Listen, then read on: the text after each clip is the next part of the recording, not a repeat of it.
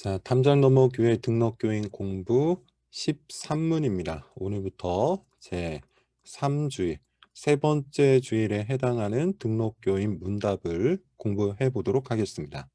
13문, 우리는 하나님을 어떻게 영화롭게 할 수 있습니까? 자, 이 질문은 첫 번째 질문, 우리가 공부하고 있는 등록교인 문답은 이문이었죠. 인생의 제일 되는 목적과 관련되어 있는 겁니다. 인생의 제일 되는 목적은 하나님을 영화롭게 하는 것인데, 그렇다면 어떻게 영화롭게 할 것이냐? 이것을 묻고 있는 것이죠. 자, 첫 번째, 하나님을 즐거워하는 마음으로.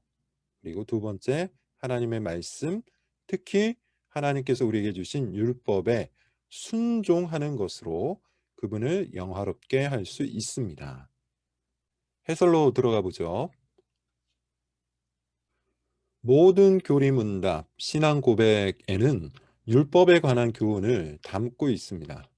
그 말은 무슨 뜻일까요? 그만큼 율법이라는 것이 기독교 신앙에 있어서 매우 중요하다는 그런 의미일 겁니다.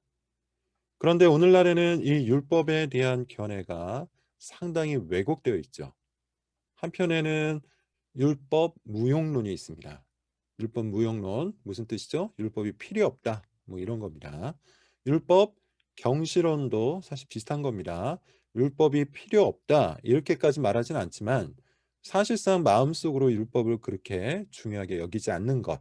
이것이 율법 경실론이에요.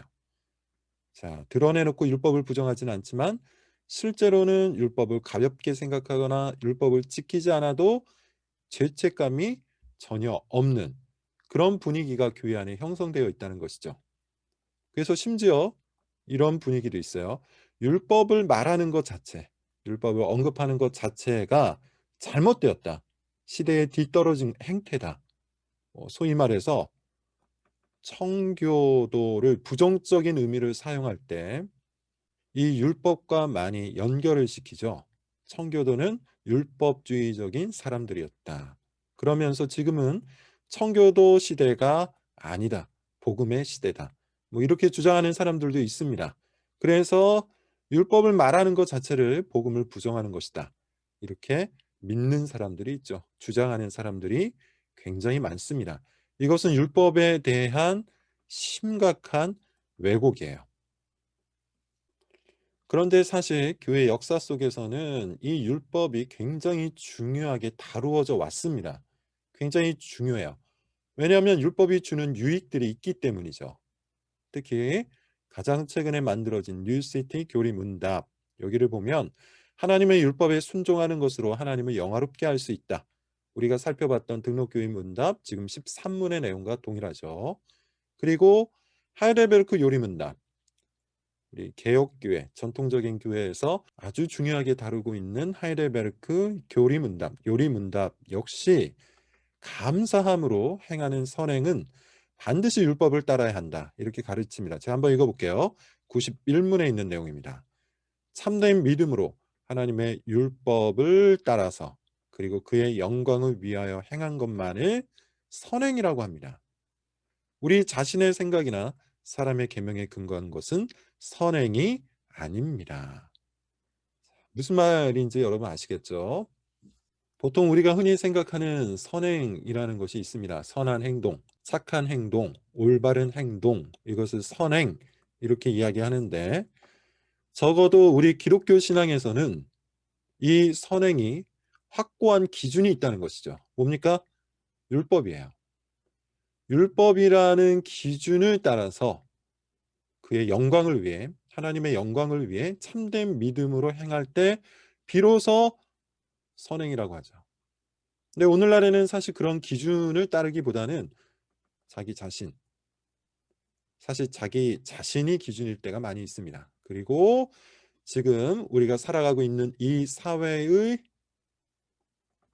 실정법 혹은 관습법 등을 따라갈 때 선행이라고 말하는 경우가 있다는 것이죠. 그러나 우리가 다시 한번 확실하게 붙들어야 합니다. 성경이 가르치는 선행은 하나님의 율법이라는 기준을 따라서 행하는 거예요. 물론 율법에 순종하는 것만으로 하나님께 영광을 돌릴 수 있는 것은 아닙니다. 순종하는 것 자체 중요하지만 이게 전부는 아니라는 것이죠. 자, 왜 그러냐 하면 바리새인들을 생각을 해 보세요. 바리새인들은 굉장히 착실한 율법주의자들이었어요. 그들은 최선을 다해서 율법을 지켰습니다. 아침부터 밤 늦게까지 잠들 때까지 항상 율법을 생각했고 율법을 외웠고 율법을 가르치면서 지켜 행했어요. 그럼에도 불구하고 바리새인은 예수님에 의해 위선자라고 정죄를 당했죠. 이유가 뭘까요? 이게 없었기 때문이에요. 사랑하는 마음. 하나님을 사랑하는 마음이 없이 하나님을 영화롭게 하기 위한 목적도 없이 하나님의 율법을 지켰기 때문이에요. 하나님을 영화롭게 하기보다는 자기 자신을 자랑하고자 하나님을 사랑하는 마음을 갖고 하기보다는 자기의 영광을 드러내고자 그런 목적과 그런 동기부여로 순종을 한 겁니다. 율법을 지킨 거예요. 사실 이것은 죄라고 이야기할 수 있는 것이죠. 신명기 11장 1절도 아주 분명하게 이야기합니다. 그러므로 내 하나님 여호와를 무엇하여 사랑하여 그가 주신 책무와 법도와 규례와 명령을 항상 지키라. 이것이야말로 하나님을 영화롭게 하는